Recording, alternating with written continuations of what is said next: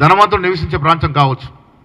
సమూలంగా హైదరాబాద్ అభివృద్ధి జరగాలన్నదే కాంగ్రెస్ పార్టీ యొక్క ఆకాంక్ష, రేవంత్ రెడ్డి గారి యొక్క ముఖ్యమంత్రి యొక్క ఆలోచన.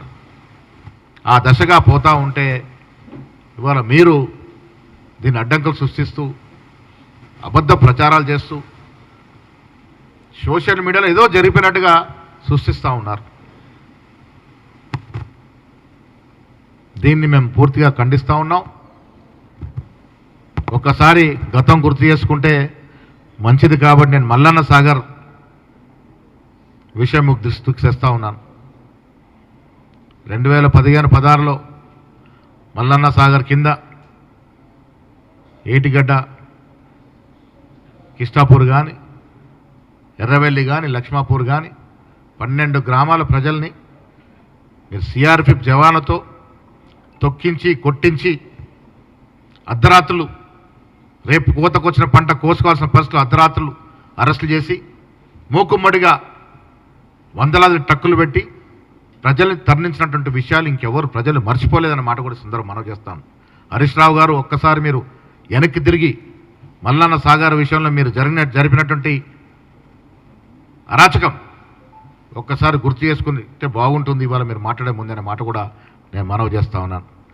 సిరిసిల్ల వీరుడు కేటీఆర్ ఇవాళ సిగ్గు లేకుండా మాట్లాడుతూ ఉన్నారు.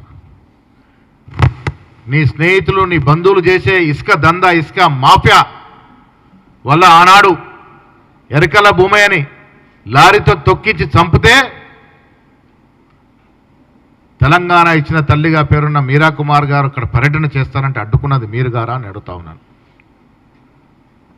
3rd డిగ్రీ ట్రీట్మెంట్ ఇస్తే హరీష్ అనే యువకుడు ఇప్పుడు కూడా పనికి రాకుండా మా చుట్టూ తిరుగుతున్నటువంటి సందర్భం నేరెళ్లలో.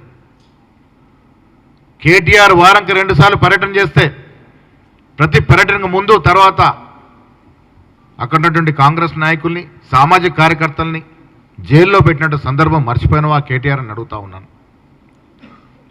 మీరు 10 ఏళ్లలో జరిపినటువంటి అరాచకం,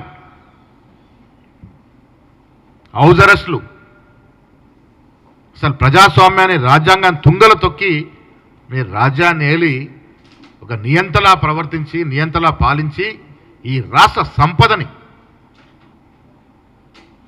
అయ్యొక దిక్కు, కొడుకొక దిక్కు, బిడ్డొక దిక్కు, అల్లుడొక దిక్కు దోచుకున్నటువంటి పరిస్థితి ఇవాళ ప్రజలు మర్చిపోలేదు. అందుకే మీకు పార్లమెంట్లో 0 సీట్లు ఇచ్చారన్న మాట కూడా ఈ సందర్భంగా మనవి చేస్తా ఉన్నాను. మీకు ఈ ప్రజల ప్రభుత్వాన్ని విమర్శించే హక్కు లేదు.